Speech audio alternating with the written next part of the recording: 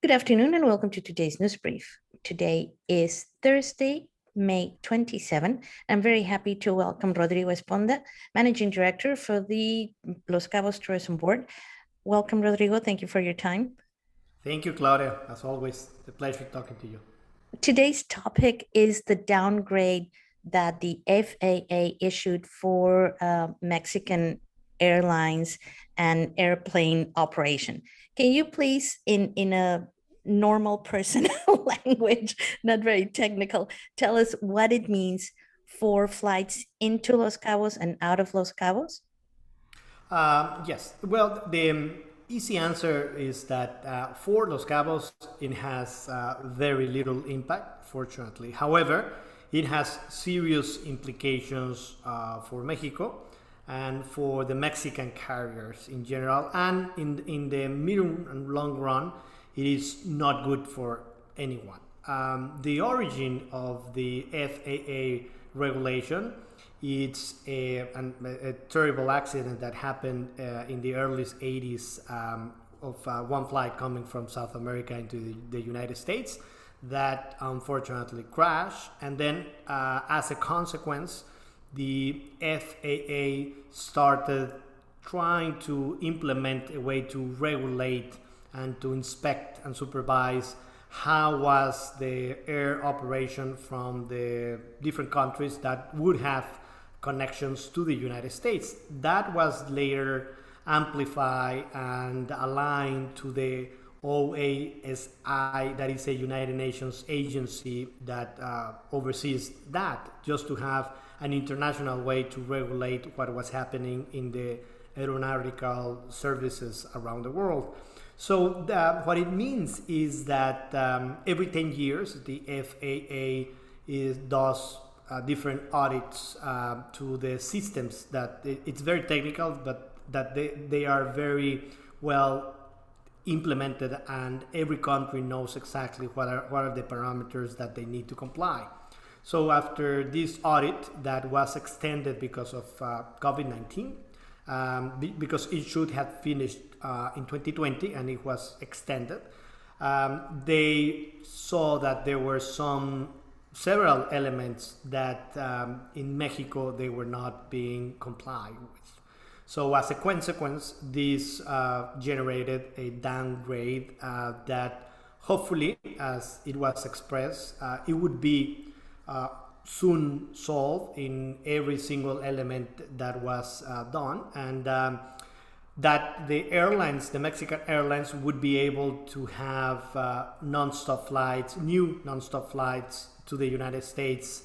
That is one of the elements that is affecting. And the second element is the code share agreements that the Mexican carriers and the international carriers can have. So if anybody has currently a ticket from Boston to Mexico City and from Mexico City to Los Cabos, and if this was previously issued, for example, through the SkyTeam alliance between Delta and Aeromexico, with this downgrade, they would have to issue a new ticket with a separate type of segment, one with Delta and the other one with Aeromexico. And that is one of the consequences that this downgrade has. And this is very important for the public in general to know. If you do have a share code ticket, it doesn't mean that your ticket will be canceled. It's just that the airlines need to reissue the tickets as two separate segments, separating and stating which airline is operating which segment of your flight, correct? That's correct. So technically, it would not have any implication. It would be just a different type of segment that would be marked on your ticket. Now, as you mentioned at the beginning, this downgrade doesn't really have a great impact for Los Cabos, fortunately, because we already have the flights in place that service the most important origins for Los Cabos. But what do you see the impact will be for the aviation industry in Mexico in general? Well, as you mentioned, yes, we have currently 22 cities from the United States with non-stop flights to Los Cabos. In the next weeks, we will have new flights with JetBlue from New York and from Los Angeles daily, and which is definitely very, very positive. And we have 22% more seats already in the next 6 months from the United States to Los Cabos than what we had in 2019. However, this is affecting other destinations, other emerging destinations and other cities. Overall, Mexico has just recovered 65% of the total seats from the United States to Mexico that we had in 2019. So even though that we are in a very fortunate position, definitely this is affecting other cities in Mexico and other airlines. And besides, as you know, some of the airlines have been going through very tough financial situations as a consequence of COVID-19. Aeromexico has been going through a Chapter 11 situation with tough negotiations in the United States.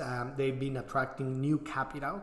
So because of that, the stocks of the airlines value much less, and they are less attractive to the investment, because in the short run they would not be able to have the same expansion plans that they would have been doing if they hadn't run into this downgrade situation. That is unfortunate for obviously the Mexican airlines. And as I always like to do, what is your forecast? What do you think will be the result or the impact in the mid to long term of this downgrade? Is it something that Mexico can recover from quickly? Well, the Mexican authorities have already expressed that they will review this in detail with the FAA. And fortunately, the FAA is a very technical agency that what they want is to have all the countries in level 1.